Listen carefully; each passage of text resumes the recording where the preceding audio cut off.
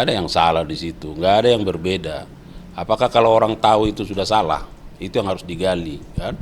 Berkali-kali saya sampaikan bahwa untuk menentukan seseorang dapat dinyatakan sebagai tersangka, kita harus lihat bagaimana mens rea dan actus reusnya.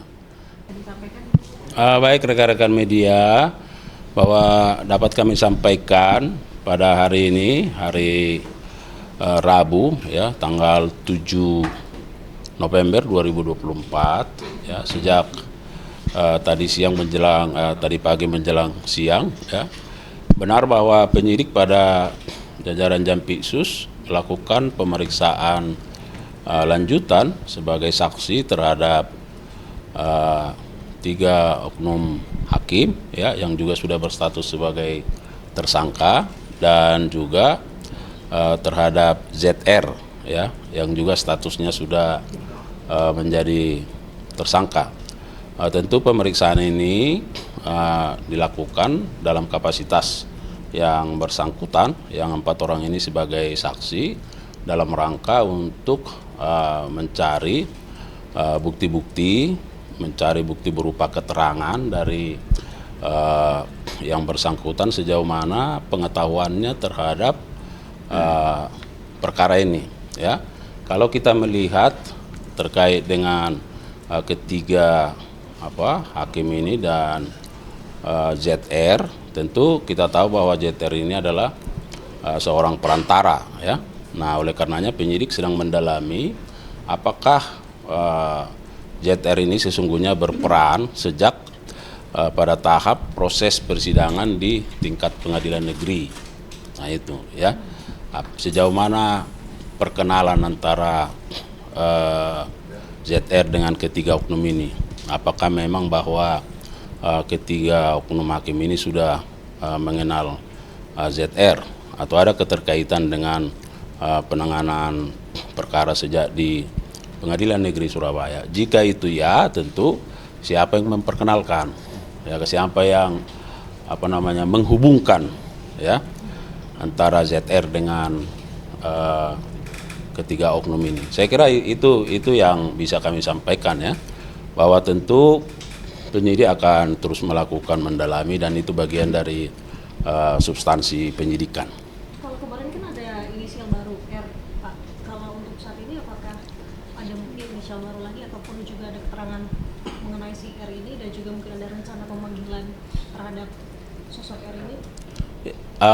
Sampai saat ini inisial baru tidak ada, ya. Kemarin Pak Dirdik dalam rilisnya sudah menyampaikan bahwa ada sosok R, ya. Nanti kita lihat, ya, apakah harus dilakukan pemanggilan, diperiksa untuk diminta keterangan atau seperti apa, karena itu menyangkut masalah kebutuhan penyidikan, ya. Jadi penyidik yang memahami apa urgensi dari seseorang itu untuk dimintai atau diperiksa, ya, dimintai keterangan atau diperiksa. Pak Arli, dari kasus ini nanti akan ada audit ya ke hakim-hakim, terutama dalam kasus-kasus besar yang kontroversial juga. Nah, itu sangat tergantung bagaimana ZR memberikan keterangannya dalam perkara ini, ya. Dan itu yang saya sampaikan bahwa kita juga terus melakukan pendalaman dari berbagai barang bukti yang sudah didapat, ya. Apakah misalnya ada petunjuk-petunjuk yang bisa digunakan, ya, untuk mengkaitkan antara hubungan ZR dengan pihak-pihak lain. Ya, kita mengharapkan bahwa yang bersangkutan kooperatif, ya, seperti yang juga sudah disampaikan di dalam rilis beberapa waktu yang lalu bahwa itu pengakuannya, kan, pengakuan yang menyatakan bahwa uang dan emas itu merupakan hasil dari pengurusan perkara. Nah, tapi ketika didalami perkara yang mana, nah itu yang masih lupa, ya, belum tahu. Nah, ini yang kita harapkan bahwa ZR ini sungguh-sungguh kooperatif dan membuka seluas-luasnya apakah ada keterlibatan pihak-pihak lain. Pak, infonya Komisi Yudisial juga berkoordinasi dengan Kejaksaan Agung terkait pengusutan kasus pengurusan perkara ini yang melibatkan ZR. Sejauh mana Pak keterlibatan koordinasi antara Kejagung dan Komisi Yudisial? KY. Yang kita pahami bahwa KY ketika perkara ini sudah putus di Pengadilan Negeri Surabaya, ya, KY melakukan langkah-langkah terhadap pemeriksaan secara etik, ya. Nah, terkait soal bagaimana prosesnya, bagaimana hasilnya, kita serahkan ke KY sendiri. Kita tidak ada kaitan, karena memang masing-masing kan punya tugasnya, ya.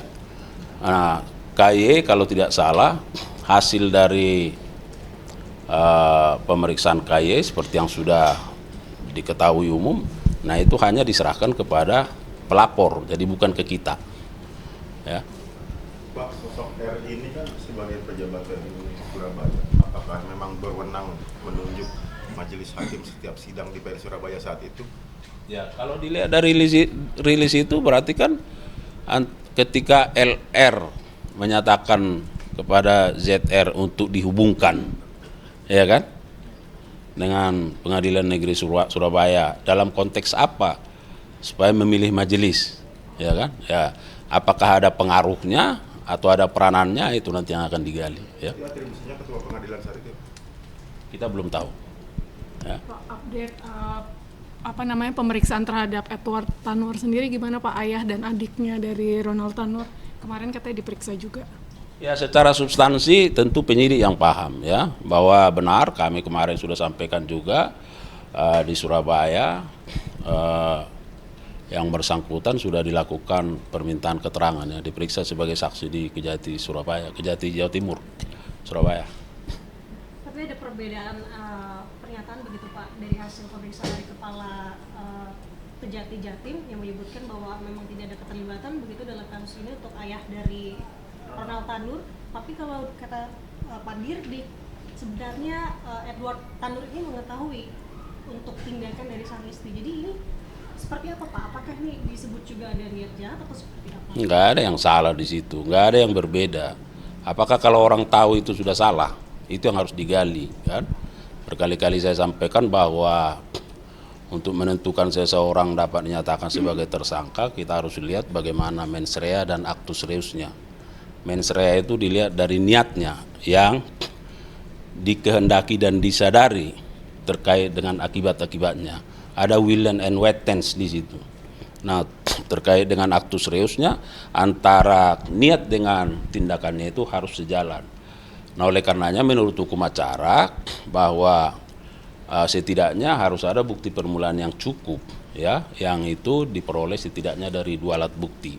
Jadi saya kira ya kita tunggu bagaimana perkembangannya. Tetapi apa yang disampaikan baik di Jawa Timur maupun di Dirdik, saya kira nggak ada yang salah di kedua pernyataan itu, ya, bahwa proses ini masih terus berlangsung, ya.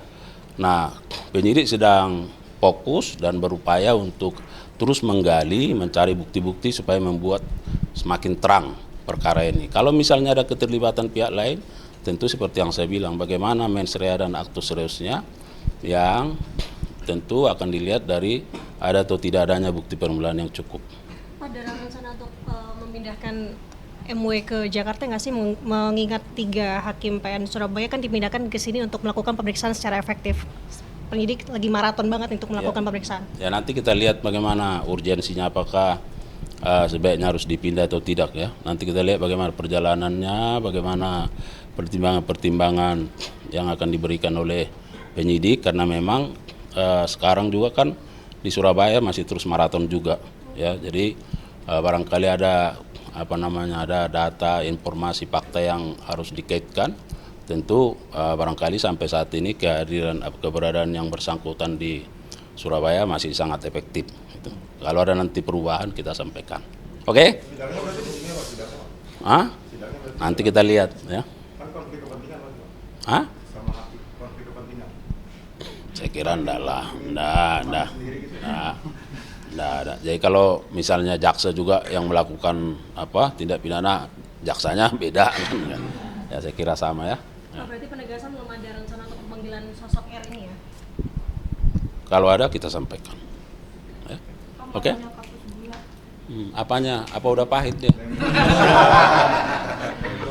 Pak soal jadwal kira-kira kapan mendak lain apakah bakal diperiksa dan kalau iya kapan, terus juga 8 perusahaan itu bakal diperiksa juga atau enggak?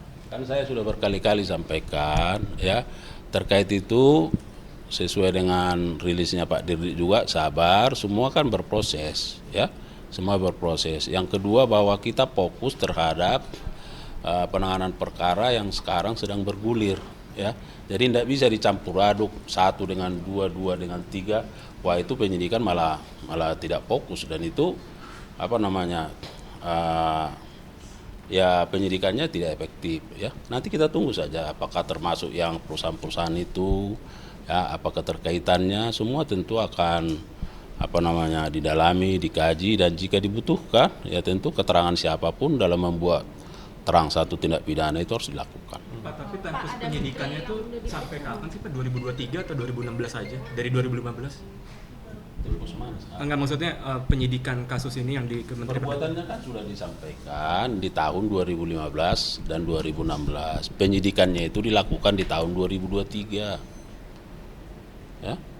Berarti bukan importasi dari 2015 sampai 2023? Enggak, kan sudah disampaikan kemarin. Perbuatan yang bersangkutan 2015 sampai 2016. Penyidikannya dilakukan 2023, ya. Oke ya? Pak, penyidikan kasus gula itu Apa ada lagi? pemanggilan saksi menteri nggak Pak? Tadi itunya pertanyaannya. Pak mau udah tanya lagi dijawab. Pak, ini kasusnya Tom Memo kan rame nih Pak, terus ada yang mempertanyakan kapan Tom dilaporkan dan kapan penyelidikan dilakukan. Nah, bisa jelasin nggak Pak, kayak dari alur penyidikannya, penyelidikan Tom Lembong sampai akhirnya ke penyidikan? Mbak, saya sudah katakan dan itu Dirdik sudah secara jelas menyampaikan. Kalau itu dilakukan penyidikan di Oktober 2023, berarti penyelidikannya sebelum. Ingat, penyelidikan itu adalah tindakan aparat penegak hukum secara non pro justisia. Kalau penyidikan itu baru tindakan pro justisia dan itu hak publik. Ya, nah, kita Pak, izin Pak soal kasus. Nggak usah pakai izin. Soal kasus KLHK Pak, ini udah ada saksi yang diperiksa. Ya itu terus berkembang, ya itu terus berkembang karena sebagaimana rekan-rekan media juga sudah ikuti, sudah dilakukan penggeledahan, penyitaan terhadap berbagai barang bukti, ya itu yang saya sampaikan bahwa ini kan ada beberapa box kemarin kan, ada dokumen, ada barang bukti elektronik dan itu harus dicacah, itu harus dikaji, itu harus dikaitkan, dipelajari, ya didalami, ya. Nanti perkembangannya kita akan terus update ya. Sejauh ini udah ada penjadwalan pemanggilan saksi. Nanti kita coba konfirmasi ke penyidik, ya. Pak kalau yang Bapak masih dulu, gini-gini aja. Pak. Kan kemarin sempat ramai soal jam tangan Dirdik Pak, KPK kan sudah katanya mau mendalami. Dari kejaksaan sendiri ada pendalaman internal nggak sih Pak? Nah makanya itu yang saya bilang, ya kalau KPK mendalami silahkan, iya kan, ya, iya, silahkan. Dan kemarin media kan ada di situ, beliau sudah mengklarifikasi. Jadi yang mana lagi, ya? Tapi bakal ada pendalaman internal nggak Pak di kejaksaan? Apa yang mau didalami, ya kan? Beliau sudah sampaikan. Ngapain lagi di internal, di depan kalian sudah disampaikan. Nah ini katanya, iya kan? Nah, coba, mana yang lebih dalam? Ya kan? Tapi kan dari ya, dua lagi. Tapi kan dari penjelasan Pak Dirdik kemarin kan menjadi polemik lagi Pak karena tidak masuk akal dengan harga yang katanya 4 juta itu Pak. Itu gimana tuh Pak penjelasannya? Apakah bisa dibuktikan bahwa ada buktinya bahwa itu 4 juta? Kemarin kan sudah ditanya, ada juga pertanyaan, aku ingat semua pertanyaan kalian. Nah, di mana Pak dibeli? Ada di pasar sana. Ya kalian dalami nanti. Makanya ditanya. Jadi kalau kalian tanya aku nggak punya jam. Iya kan? Yang punya jam kemarin di situ kalian nggak tanya. Makanya selalu saya bilang, rekan-rekan media cobalah siapkan pertanyaan terbaiknya supaya nggak berulang-ulang. Iya kan? Tahu aku kerja-kerja media, ya. Nah, itulah yang perlu ditanya. Kan kemarin berapa harganya ini 4 juta? Di mana? Di pasar. Di mana Pak? Ada. Setelah itu tanya, Pak, di mana kemarin? Gitu. Ya, tentu karena ada lah maka dia bilang. Pak, bahas Tom Lembong lagi deh Pak. Apa lagi? Tom Lembong kan untuk mendapatkan menjadi tersangka tentu ada 2 alat bukti. Nah, 2 alat bukti itu sebenarnya apa saja dan pendalaman? Itu konsumsi penyidikan itu, kan? bahwa sekarang dia ajukan prapit, nah nanti diuji, ya. Gubernur Konawe Selatan Pak, katanya jaksa itu terima 15 juta, bagaimana tindak lanjutnya Pak? 50 juta yang mana? Katanya di Konawe Selatan itu guru itu menyerahkan uang 15 juta. Coba nanti lihat videonya lagi, jangan masalah nanya, nanti beda-beda lagi penafsiran di masyarakat. Nanti kita putar videonya, baru kita jawab, ya kan? Itu pertanyaan jaksa itu di sidangnya. Iya kan, janganlah jadi itu kalian angkat, ya kan, jaksa terima 15 ini begini jadi aturan tidak jadi rusak itu loh, ya kan. Kalau yang baik kita harus nyatakan baik, kalau tidak, ya. Saya kira harus begitu, ya. Oke ya. Kemarin Polkam membentuk BPS, biasanya pencegahan tindak pidana korupsi itu di bawah naungan Kejaksaan. Nah, nanti apakah bakal berkoordinasi dengan KPK Pak? Ya kita lihatlah, ya. KPK kan sekarang ini nggak dilibatkan. Hah? Kan sekarang KPK dalam BPS itu tidak dilibatkan. Nah, apakah Kejaksaan akan berkoordinasi dengan Ya nanti kita lihat, karena ini kan unsur pemerintah kan. Itu yang harus kita lihat, ya. Tentu semua PH ya harus berkolaborasi lah, bersinergi kan. Nggak ada yang sulit itu, apa masalahnya? Iya kan? Nah. Soal perbedaan surplus data gula, gula itu gimana Pak? Iya, itu bagian penyidikan. Ini kan nanti akan dikontes, ya kan? Ya kita lihat seperti apa, ya. Kesiapan kejaksaan gimana Pak menghadapi pra-peradilan? Sedangkan menghadapi yang lain kita siap apalagi, ya kan? Ya harus siap lah, ya. Kalau tersangka PB udah ada barang buktinya belum? Itu kan terkait perkara perkeretaapian. Jadi saya sampaikan ada 7 terdakwa itu sudah sidang. Iya, sudah sidang. Mungkin tahapannya mau pembacaan surat tuntutan tahapannya. Hah? Iya, makanya kan belum pasti karena masih 7 kan. Nah, mungkin berlangsung, kita bilang sudah padahal berlangsung. Yang PB Itu. berarti belum ada barang bukti. Kan sudah kemarin udah disampaikan ada catatan. Iya kan? Nah, ada udah disampaikan. Hah? Kan kemarin sudah disampaikan ada aliran dana. Iya kan? Kan ada aliran dana kan? Iya. Nah, menerima dia, ya kan? Termasuk yang di Palembang juga, ya. Sumatera Selatan dalam kasus LRT itu kan. Terhadap korporasinya yang kasus Sidang Mangsa ini kan menerima 1, sekian triliun ya. Itu akan dimintai pertanggungjawaban secara pidana juga nggak sih? Nah, makanya saya bilang nanti kita lihat bagaimana fakta-fakta yang berkembang selama persidangan ini, bagaimana fakta-fakta yang dipertimbangkan oleh majelis hakim, ya. Ini kan masih proses penuntutan, ya. Nah, habis itu masih ada tahapan apakah pledoi, apakah dan seterusnya sampai putusan. Saya kira begitu ya. Ya. Ini sudah azan.